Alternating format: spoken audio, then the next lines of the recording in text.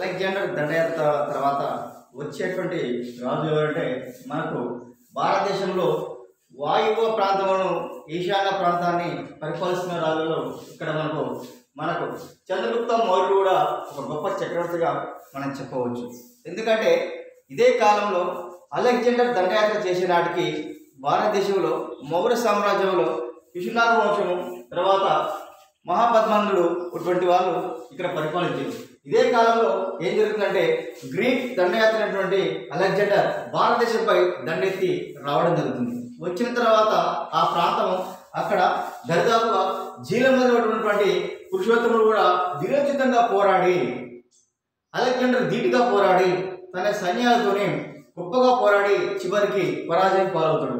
అతని ధైర్య సాహసాలు మెచ్చుకొని అతని నీతిని అతని సైనిక బలాన్ని మెచ్చుకొని అలెగ్జాండర్ తను మళ్ళీ అదే ప్రాంతాన్ని పురుషోత్తమునికి ఇవ్వడం జరుగుతుంది.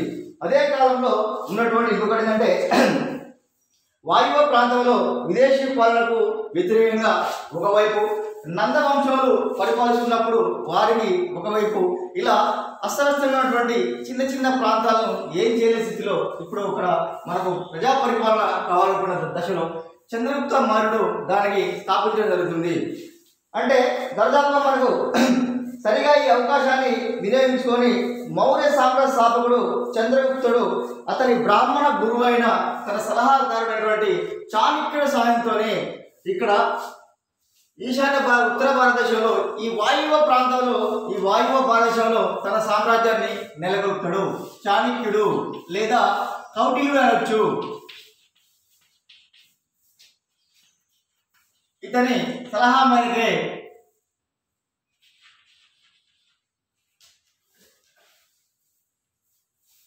అనొచ్చు మనం ఇక్కడ ఇతని సలహా మేరకే చంద్రగుప్త మౌర్యుడికి ఇతని సహాయ సహకారాలతోనూ భారతదేశంలో ఇతను సామ్రాజ్య స్థాపనకి పూనుకోవడం జరుగుతుంది.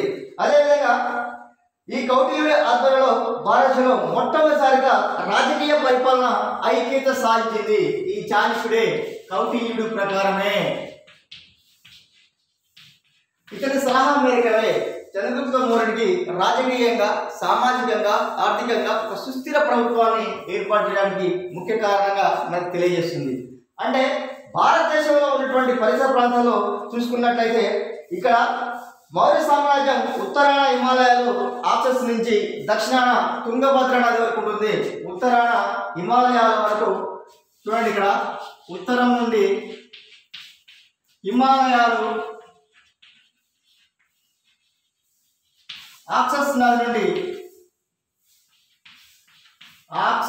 నది వరకు, తర్వాత దక్షిణాన తుంగభద్ర నది వరకు,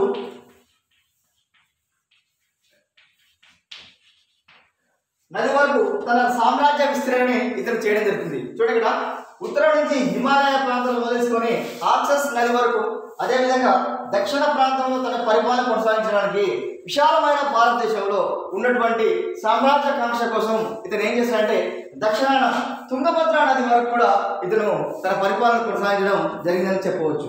అదేవిధంగా మనకి ఇక్కడ మౌర్య సామ్రాజ్యం ఇతర దేశాలైనటువంటి సిరియా, ఈజిప్టు, మాసిడోనియా, శ్రీలంక ఒకటి ఇతర దేశాలు. ఇవి సిరియా, ఈజిప్టు, మాసిడోనియా,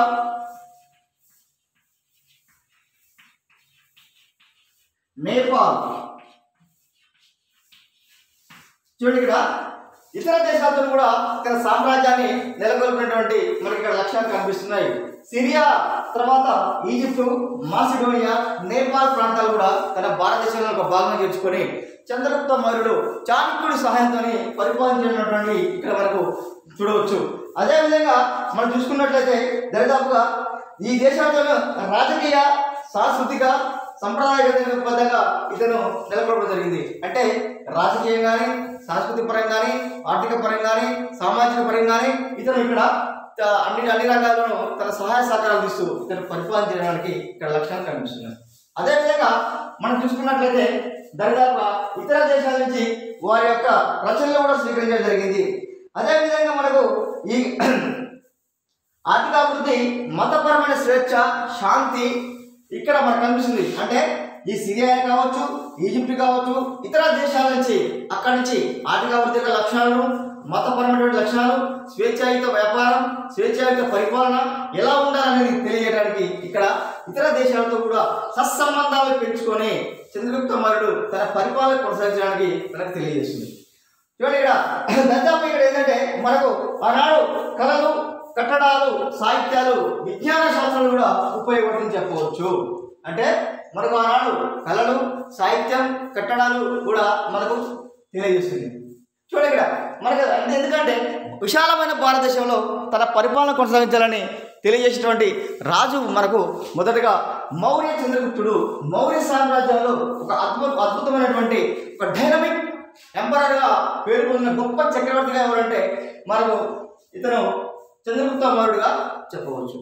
అదేవిధంగా ఇప్పుడు ఈ చంద్రగుప్త మౌర్యుడు అసలు పుట్టుపూర్వకం ఎలా ఉన్నాడు, అసలు భారతదేశానికి ఎందుకు వచ్చాడు అనేటువంటి తెలియజేస్తే మనకు కొన్ని లక్ష్యాలు ఇక్కడ కనిపిస్తున్నాయి.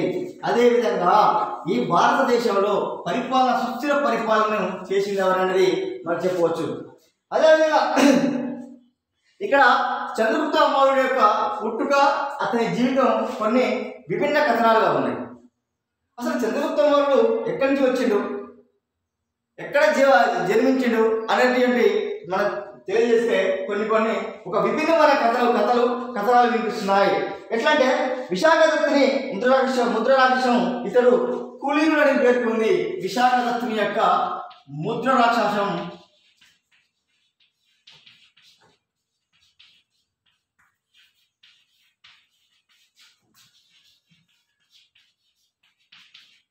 ఇతని కులీనుడు. విశాఖదత్తుడు రచించినటువంటి ముద్ర రాక్షసం ఏం తెలియజేస్తుందంటే ఇతన్ని కులీనుడుగా పేర్కొంది. అంటే కులం తక్కువ కులంగా పేర్కొనడం జరిగింది. అదేవిధంగా మనకు విష్ణు పురాణం ప్రకారం ఇతడు మురా అనే శూద్ర స్త్రీకి జన్మించడం తెలియజేస్తుంది. విష్ణు పురాణం ప్రకారం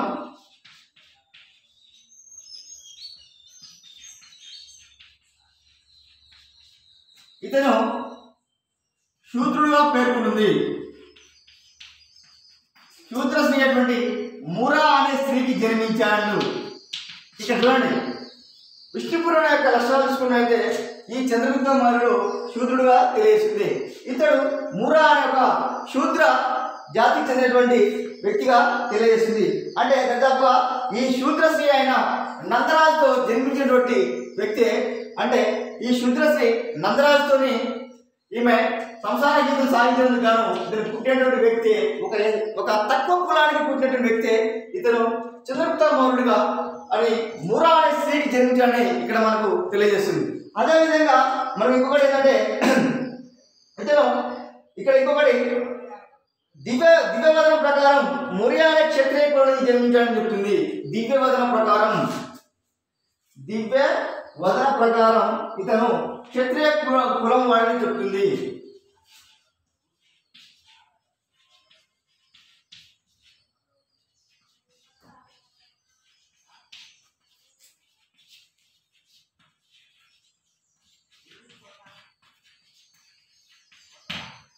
దివ్యవాదం ప్రకారం క్షత్రియ కులం వాడని మనకు చంద్రగుప్త మౌర్య యొక్క సూచన తెలియజేస్తుంది. అంటే విశాఖదత్తుని ప్రకారమేమో ముద్ర రాక్షసం ప్రకారం ఇతనేమో కులీనుడని, తక్కువ కులవాడని ఇక్కడ తెలియజేస్తుంది.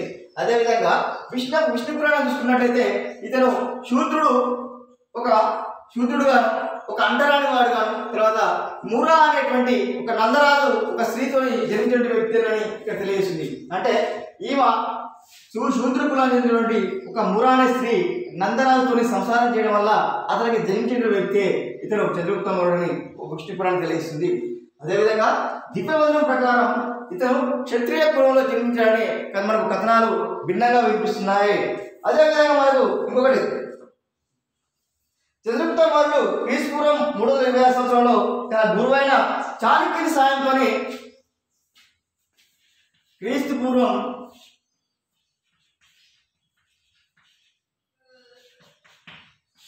తన గురువైన చాణక్యుని సాయంతో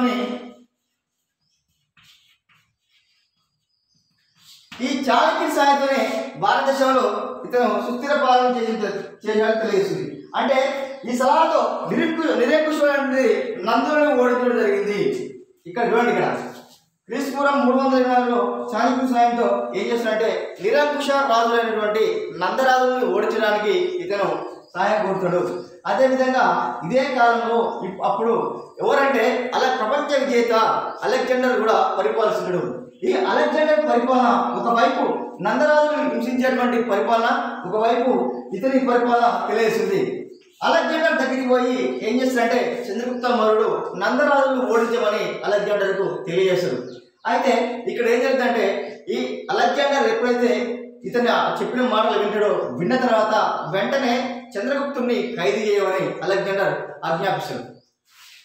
అలెగ్జాండర్ ఆజ్ఞాపించిన వెంటనే ఏం చేస్తాడంటే అలెగ్జాండర్ సైన్యం చంద్రగుప్తుని బంధించాలని ప్రయత్నిస్తుంది. ప్రయత్నించినప్పటికీ ఏం జరుగుతుందంటే చంద్రగుప్త మౌర్యుడు అతను తప్పించుకొని వచ్చేస్తాడు.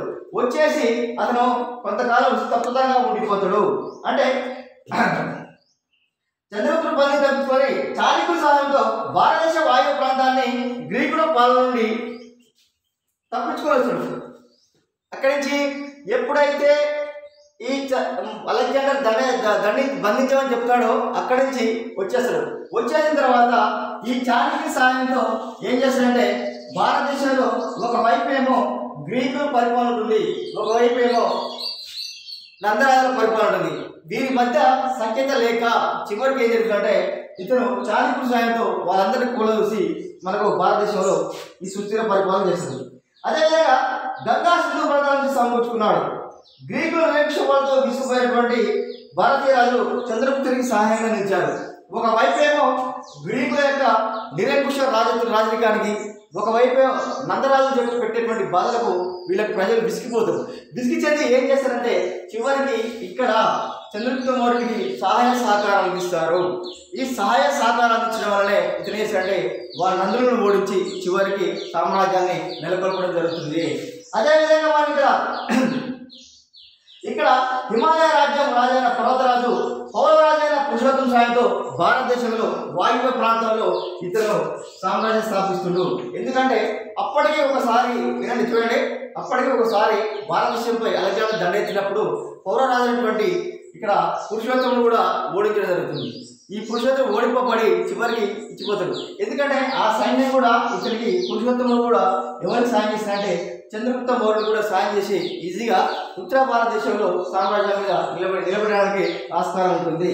ఇప్పుడు మగధ పాటలిపుత్ర ఆక్రమణైపోతుంది. అంటే దర్దాపుగా మనకు అలెగ్జాండర్ చనిపోయిన తర్వాత అతని సైన్యాధిపతులు క్రీస్తుపూర్వం 321లో సమాసమై దండయాత్రలకు సంబంధించిన ప్రాంతాలని ఏం చేస్తారంటే మనకు క్రీస్తుపూర్వం 321లో ఏం జరుగుతుందంటే ఇక్కడ అలెగ్జాండర్ చనిపోవడం జరుగుతుంది. అలెగ్జాండర్ చనిపోయిన తర్వాత అతని పరిపాలన ఎక్కడెక్కడ పరిపాలించారో వారు ఏం చేస్తారంటే వారి పరిపాలన ప్రకారం దీన్ని సామ్రాజ్యాన్ని పంచుకోవడానికి వాళ్ళ యొక్క సేనాపతులు ఆలోచిస్తుంటారు. అంటే సేనాపతుల్లో మనకు ముఖ్యంగా ఆ ప్రాంతాన్ని తమ మధ్య పంచుకోవాలని ఒక చేస్తారు. అయితే ఆ విధంగా సెల్యూకస్ నికేటర్ పశ్చిమ ఆసియా ప్రాంతం రాజు.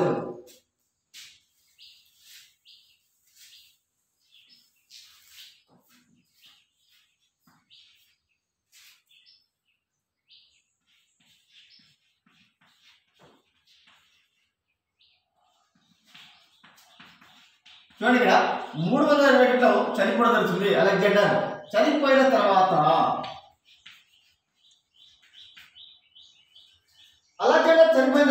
అతనికి ఉన్నటువంటి సామంత రాజులు ఏం చేస్తారంటే వివిధ ప్రాంతాల్లో అటు సిరియా, ఈజిప్టు, కాందహార్, భారతదేశాలపై తన పాలనని కొనసాగిస్తుంది. ఈ కొనసాగించినప్పుడు అతనికి ఉన్నటువంటి అతని సామంత రాజులు ఏం చేస్తారంటే దీన్ని ఎవరెవరు పంచుకోవాలని తలాభాగా కొన్ని ప్రాంతాలను మిగతా వ్యక్తులు పంచుకోవడం జరుగుతుంది. ఎవరంటే అలెగ్జాండర్ యొక్క సేనాని పంచుకున్న తర్వాత ఈ ఉత్తర భారతదేశానికి ఎవరంటే అప్పుడు సెల్యూకస్ నికేటర్ రావడం జరుగుతుంది.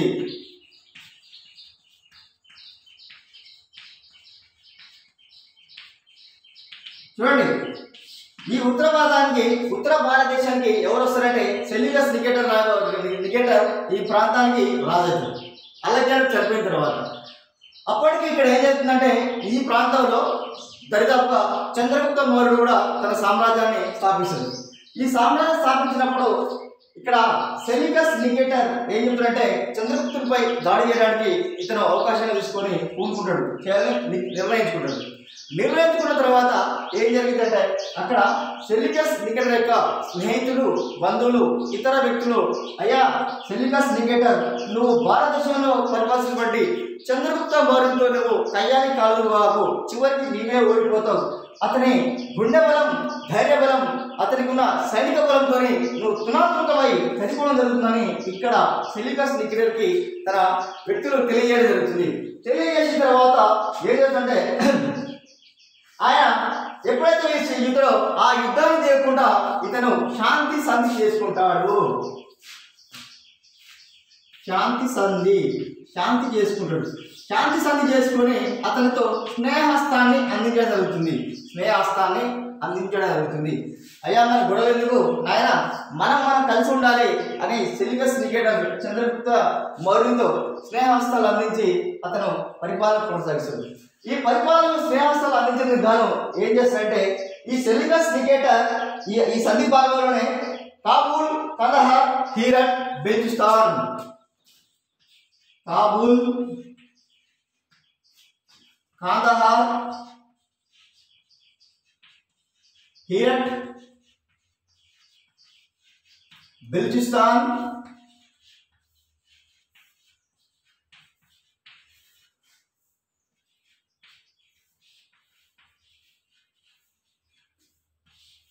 చూడండి సెలికస్ నికేటర్ చంద్రగుప్త మౌర్యుడిని స్నేహహస్తాన్ని పెంపొందించుకొని ఇతను ఇక్కడ ఆ స్నేహానికి ఏం చేస్తాడంటే సెలికస్ నికేటర్ తన రాజ్య భాగంలోని కొన్ని ప్రాంతాలను ఇక్కడ ఇవ్వడం జరుగుతుంది. ఈ ప్రాంతాలు ఏంటంటే కాబూల్, కాందహార్, హీరట్ అండ్ బెలూచిస్తాన్ ప్రాంతాలు ఇవ్వడం జరుగుతుంది ఇక్కడ మనకు ఈ చంద్రగుప్త మౌర్యుడికి.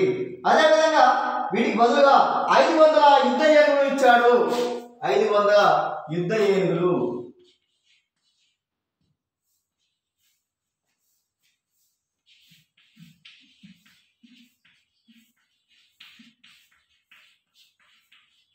చూడండి ఇక్కడ ఈ ప్రాంతాలే కాకుండా దరిదాపుగా 500 యుద్ధ ఏనుగులు ఇవ్వడం జరిగింది.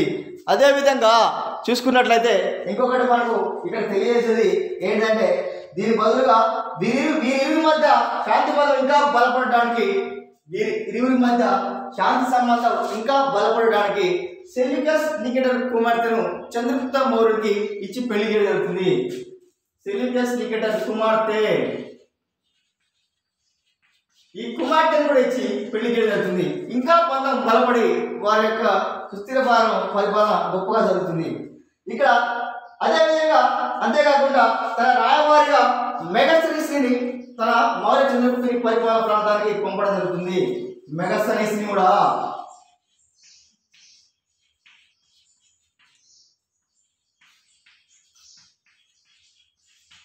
చూడండి ఇతను ఈ ప్రాంతాలే కాకుండా ఇంకా బలపడడానికి స్నేహహస్తాలు అందిస్తూ వైవాహిక సంబంధాల ద్వారా కూడా ఇతను ఏంటంటే సెలికస్ నికేటర్ తన కుమార్తెను చంద్రగుప్త మౌర్యునికి ఇచ్చి పెళ్లి చేయడం జరుగుతుంది. అంతేకాకుండా ఇతను తన రాయవారిగా ఉన్నటువంటి మెగస్తనీస్ని మౌర్య సామ్రాజ్యానికి పంపించి అక్కడ ఉన్నటువంటి ఆర్థిక, సామాజిక, రాజకీయ యొక్క లక్ష్యాలను గుర్తించడానికి ఇతను తెలియజేసింది. ఈ మెగస్తనీస్ రచించినటువంటి గ్రంథమే ఇండికా అనేది తెలియజేస్తుంది. ఈ ఇండికా అనే గ్రంథమే మౌర్య సామ్రాజ్యం యొక్క ఆర్థిక, సామాజిక, వ్యక్తిగత పరిపాలన విధానాన్ని ఈ గ్రంథంలో తెలియజేస్తుంది. ఇది మౌర్య చంద్రగుప్తుని యొక్క పరిపాలన కాలంలో సెలికస్ నికేటర్ తన స్నేహహస్తాన్ని అందించి తన పరిపాలనకు సహాయపడడానికి కాకుండా వైవాహిక సంబంధాల ద్వారా కూడా తన పరిపాలన కొనసాగించాలని చంద్రగుప్త మౌర్యుడికి తెలియజేస్తుంది. అదేవిధంగా అట్లా కాకుండా చంద్రగుప్తుడు దక్షిణ భారతదేశ ఆక్రమణ కూడా జరుగుతాడు.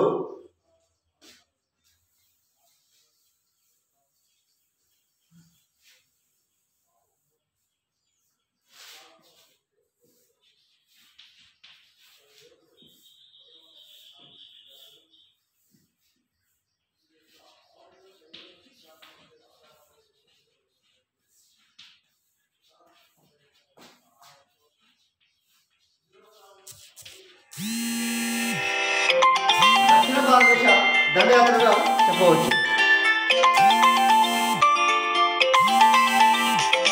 దక్షిణ భారతదేశ దండయాత్రగా మనం చెప్పవచ్చు. అంటే చూడండి, అదే కాలంలో దక్షిణ భారతదేశ దండయాత్రగా తెలియజేసింది. మధ్య రాజ్యంపై ఎంతకాలం దృఢపరచుకోవడానికి దక్షిణ భారతదేశ రాజ్యంపై అతను ఒక బలమైన సైన్యం తీసుకొని భారతదేశానికి అంటే మౌర్య సామ్రాజ్యంలో అటు ఉత్తర భారతదేశంతో పాటు దక్షిణ భారతదేశాన్ని కూడా తన ఆధీనంలో చేసుకోవాలని ఇతను పెద్ద సైన్యంతో బయలుదేరడం జరుగుతుంది. ఈ సైన్యం ప్రకారం ఏం జరుగుతుందంటే మనకు దరిదాపు ఇక్కడ గ్రీక్ రచయిత ప్లూటార్క్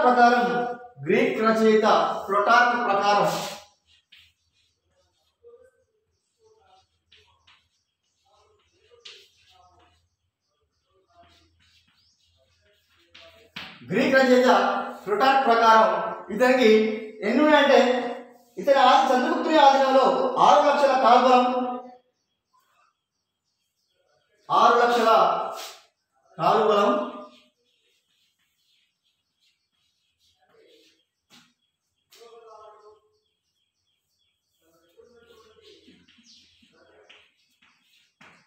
30,000 అశ్విక దళం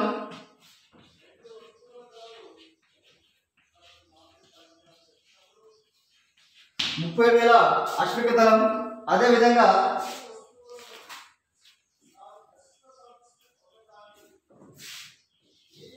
9,000 ఏనుగులు దరిదాపుగా రథాలు ముఖ్యంగా చాలా ఉన్నాయని చెప్పవచ్చు. అంటే గ్రీక్ రచయిత ప్లూటార్క్ ప్రకారం ఇక్కడ ఏం జరుగుతుందంటే ఈ చంద్రగుప్త మౌర్యునికి 6 లక్షల కాల్బలం 30,000 అశ్విక దళం అంటే గుర్రాలు, తర్వాత 9,000 ఏనుగులు, అదేవిధంగా ఇనుప రథాలు కూడా ఉన్నటువంటి మనకు ఇక్కడ అతనికి తెలియజేస్తుంది. అదేవిధంగా మనకు మెగస్థనీస్ కూడా చంద్రగుప్త రాజ్యంలో పెద్ద సైన్యం ఉన్నట్లు ధృవీకరించాడు. అదేవిధంగా పెద్ద సైన్యం దరిదాపుగా తన ఇండికా గ్రంథంలో మెగస్థనీస్ కూడా ఏం చెప్తున్నాడంటే ఇతనికి పెద్ద సైన్యం ఉందని కూడా తన గ్రంథంలో తెలియజేయడం జరుగుతుంది. అంటే భారతదేశంలో అటు ఉత్తర భారతదేశంలోను దక్షిణ భారతదేశంలో విశాలమైనటువంటి సామ్రాజ్యం స్థాపించాలని రావాలని ఇతను అనేకటువంటి సైనికులు కూడా పెంచి పోసినట్లు మనకు తెలియజేస్తుంది. ఎందుకంటే ఇక్కడ మనకు కనిపిస్తుంది కాల్బలం కనిపిస్తుంది, అశ్విక దళం కనిపిస్తుంది, ఏనుగులు కనిపిస్తున్నాయి, విధంగా రథాలు కూడా కనిపిస్తున్నాయి అనేది ఇక్కడ తెలియజేస్తుంది. అదేవిధంగా ఇక్కడ లక్ష్యాలు చూసుకున్నట్లయితే మనకు ఇంకొకటి దాదాపుగా భారతదేశ దక్షిణ ప్రాంతాలను ఆక్రమణ తెచ్చుకున్నవాడు బిందుసారుడు అని చంద్రగుప్తు కాదని కొంత తెలియజేసింది. అంటే ఇంకొక లాజిక్ ఉంది ఇక్కడ చూడండి, భారతదేశము దక్షిణ ప్రాంతాన్ని తన ఆధీనంలో తెచ్చుకున్నది మౌర్య చంద్రగుప్తుడు కాదు, బిందుసారుడు అని ఇక్కడ కొంత చరిత్రకారులు చెప్పడం జరుగుతుంది. అది ఎంతవరకు నిజం అనేది మనకైతే పూర్తి వివరాలు జరగట్లేదు. ఇది మౌర్య సామ్రాజ్యంలో చంద్రగుప్త మౌర్యుడికి ఉన్నటువంటి పరిపాలన విభాగాలు మనకు మొదటి ప్రాంతంగా చెప్పవచ్చు. అదేవిధంగా ఇతని తర్వాత వచ్చేటువంటి రాజు అంటే బిందుసారుడు.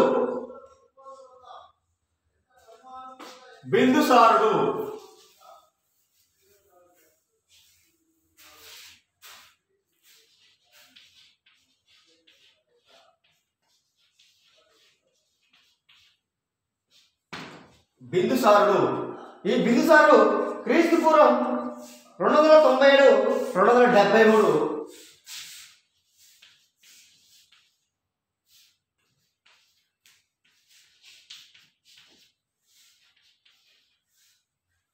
చంద్రగుప్త మౌర్య తర్వాత వచ్చేటువంటి మౌర్య సామ్రాజ్యానికి వచ్చే రాజు అంటే బిందుసారుడుగా చెప్పవచ్చు. ఈ బిందుసారుడు ఎవరనేది మనకు చంద్రగుప్తుడు ఢిల్లీ సింహాసనాన్ని వదిలి వెళ్ళిన తర్వాత దక్షిణ కర్ణాటక వెళ్తున్న క్రమంలో తన కొడుకైన బిందుసారుడు, ఇతను చంద్రగుప్త మౌర్యుని యొక్క కొడుకు. ఇతడు దక్షిణంగా ఉన్నటువంటి భారతదేశం యొక్క సామ్రాజ్యాన్ని వదిలి దక్షిణ భారతదేశానికి ప్రయాణిస్తాడు. ఈ ప్రయాణించినప్పుడు ఇక్కడ పరిపాలిస్తున్న రాజు ఎవరైతే తన కొడుకే. ఇతను ఏం చేశాడంటే చంద్రగుప్త మౌర్యుడు తన చివరి పరిపాలన కాలంలో దక్షిణ భారత ఇతను మతం ఏం మతం అంటే జైన మతాన్ని స్వీకరిస్తాడు. జైన మతాన్ని స్వీకరించి దక్షిణ భారతంలోని కర్ణాటకలోని శ్రావణ బెలగోలకు బయలుదేరి అక్కడే ఇతను ఏం చేశాడంటే దరిదాపు ఉపవాస దీక్షను చేసి ఈ సల్లేఖన వ్రతం చేసి చంద్రగుప్త మౌర్యుడు తన శరీరాన్ని చేసుకొని చివరికి ఆహార పానీయాలను ఎలాంటి ముట్టుకోకుండా తనకు తానే ఎట్లా ఏమీ ముట్టుకోకుండా తన శరీరాన్ని తానే చేసుకొని చనిపోవడం జరుగుతుంది ఈ మౌర్య చంద్రగుప్తుడు ఇక్కడ కర్ణాటకలోని శ్రావణ బెలగోల. అప్పుడు బయలుదేరినప్పుడు కర్ణాటక బయలుదేరినప్పుడు ఈ రాజు బిందుసారుడే తన పరిపాలన కొనసాగిస్తాడు. తన కొడుకు ఆ బిందుసారుడు ఏం చేస్తాడంటే తన తండ్రి ఆశయాలు నెరవేర్చడానికి అతని పాలనా విధానాలు కొనసాగిస్తాడు. తన తండ్రి పరిపాలన కొనసాగించడానికి అతని ఆశయాల్ని కొనసాగిస్తాడు. అందుకనే ఈ బిందుసారునికి అమిత్ర గాత్ర అనే బిరుదు ఉంది. అమిత్ర గాత్ర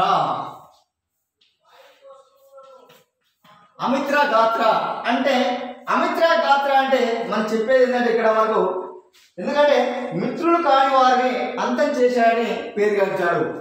అమిత్ర గాత్ర అంటే ఎవరైతే స్నేహంగా ఉండరో ఎవరైతే మిత్ర బంధాన్ని పెంచుకోరో అక్కడ వారిని చంపేసి తననే ఉండడం జరుగుతుంది. అంటే ఎవరైతే మిత్రులు కారో శత్రువులు హంతం చేసింది కాబట్టి అతనికి అమిత్ర గాత్ర అనేటువంటి బిరుదు ఉందని మనకు ఇక్కడ తెలియజేస్తుంది. అదేవిధంగా ఈ పరిపాలన విభాగాలు చూసుకున్నట్లయితే మనకు దరిదాపుగా దక్కన్ నుంచి మైసూరు వరకు దండయాత్ర చేసి తన విశాల భూభాగాన్ని ఆక్రమించి మౌర్యుల అధికారాన్ని బలోపేతం చేస్తాడు.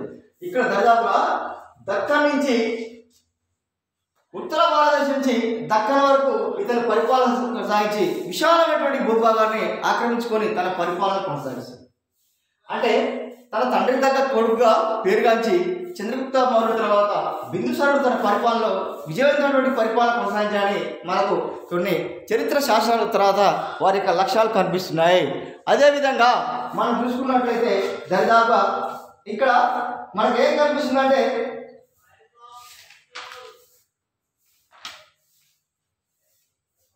అంతేకాక తన తండ్రి పొందిన సామ్రాజ్యాన్ని తిరగకుండా కాపాడాడు. తన తండ్రి సంపాదించినటువంటి సామ్రాజ్యాన్ని తరిగిపోకుండా కాపాడాడు. అతను ఇతరులాగా కూడా ఇతను ప్రజలతో మమేకమై ప్రజల యొక్క అవసరాలు తీరుస్తూ సాంఘిక అవసరాలు తీరుస్తూ ప్రజల క్షేమాన్ని కోరుతూ మౌర్య సామ్రాజ్యాన్ని అద్భుతంగా పరిపాలించినటువంటి లక్ష్యాల్లో బిందుసారుడు కూడా తన తండ్రికి తగ్గ కొడుకుగా అతను పేరుగాంచినాడని తెలియజేస్తుంది.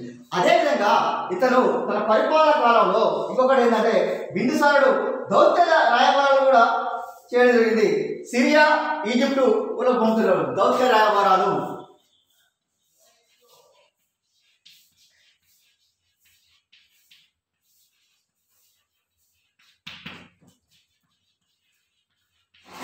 సిరియా ఈజిప్టు ప్రాంతాలకు కూడా దౌత్య రాయబారాలు పంపడం జరుగుతుంది. చూడండి ఇక్కడ సిరియా రాజు ఇక్కడ ఈజిప్ట్ రాజు వీళ్ళు కూడా దౌత్య సంబంధాలు నెలకొల్పి చేయడం జరుగుతుంది. అంటే సిరియా రాజు మొదటి ఆంటియోకస్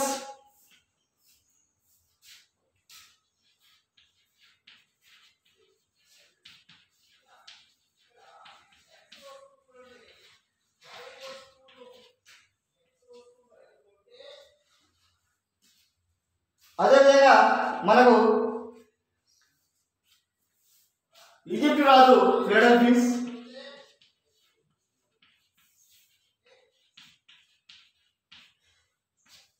చూడండి ఇతను దౌత్య యొక్క రాయబారాలు కూడా పంపడం జరుగుతుంది. సిరియాను పరిపాలిస్తున్నటువంటి రాజు మొదటి ఆంటియోకస్, అదేవిధంగా ఈజిప్టును పరిపాలిస్తున్న రాజు ఫిలడెల్ఫియస్. వీళ్ళ దగ్గర కూడా స్నేహస్తాల కోసం దౌత్య రాయబారాలని పంపించాడని మనకు తెలియజేస్తుంది. అదేవిధంగా ఇక్కడ బిందుసారుడు సిరియా రాజును తమ దేశం నుంచి ఫిక్స్ అనే తీయని పండ్ల పంపులు సిరియా రాజు ఏం చేస్తాడంటే తమ దేశం నుంచి ఇతను ఫిక్స్ అనేటువంటి తీయని పండ్లు వైన్ కూడా పంపిణీ. సిరియా రాజు ఏం చేస్తాడంటే ఈ బిందుసారునికి ఈజిప్ట్ నుంచి ఫిక్స్ అనేటువంటి ఒక తీయటి పండ్లను కూడా పంపించడం జరుగుతుంది. అదేవిధంగా వైన్ తాగడానికి వైన్ కూడా పంపించాడని ఇక్కడ మనకు తెలియజేస్తుంది. ఇది అదేవిధంగా దరిదాపుగా బిందుసారుడు తాత్వికి పంపమని కోరాడు. అదేవిధంగా ఇదే కాలంలో ఎందుకంటే భారతదేశంలో ఉన్నటువంటి సామాజిక ఆర్థిక ఒక శాస్త్ర విధానాలు కూడా కావాలని ఒక తాత్వికిని పంపించడం అని ఇక్కడ ఈ బిందుసారుని ఈ ఈజిప్ట్ రాజు కోరడం జరుగుతుంది. సిరియా రాజు బిందుసారుని ఒక తాత్వికుని కూడా పంపించమని అతను కోరుతాడు. అందుకనే ఒక తాత్వికుని కూడా పంపించడం జరుగుతుంది. ఇక్కడ దాదాపు ఏంటంటే బిందుసారుడు గ్రీక్ సంస్కృతిపై ఉన్న లేదా మక్కువ తెలియజేస్తుంది. అదేవిధంగా బిందుసారుడు గ్రీక్ సాంస్కృతిక లక్షణాలపై ఉన్నటువంటి ఆచారాలను సంప్రదాయాలను వారి యొక్క కళలను కూడా అతని మక్కువ ఉందని మనకి ఇక్కడ మౌర్య సామ్రాజ్యంలో తెలియజేయడం జరుగుతుంది. అంటే మౌర్య సామ్రాజ్యంలో భారతదేశ చరిత్రలో చూసుకున్నట్లయితే దరిదాపుగా ఇక్కడ బిందుసారుడు కూడా గొప్ప రాజు, తండ్రికి తగ్గ కొడుకుగా పేరు తెచ్చుకోవడం జరిగింది. అందుకే ఇతనికి అమిత్ర గాత్ర అని కూడా బిరుదు ఉండడం జరిగింది. అదే అంటే తన రాజ్యాన్ని ఉత్తర భారతదేశం నుంచి దక్షిణ భారతదేశం కూడా తన పరిపాలన కొనసాగించాలనేది మనకి పూర్తిగా ఇక్కడ తెలియజేస్తుంది. అంటే అదేవిధంగా దౌత్య సంబంధాలు కూడా పెంపొందించాడు విదేశాలతో. అక్కడ సిరియా కావచ్చు, ఈజిప్ట్ కావచ్చు, వారి స్నేహస్తాలు కూడా అందించి తన సుస్థిర సామ్రాజ్యాన్ని తన పరిపాలన కొనసాగించాలని తెలియజేస్తుంది. ఇతని తర్వాత వచ్చేటువంటి రాజు ఎవరంటే మనకు గొప్ప చక్రవర్తి, భారతదేశంలో చక్రవర్తిగా పేరుగాంచిన వ్యక్తి అంటే అశోకుడు. ఆ అశోకుడు రేపు చెప్పడం జరుగుతుంది.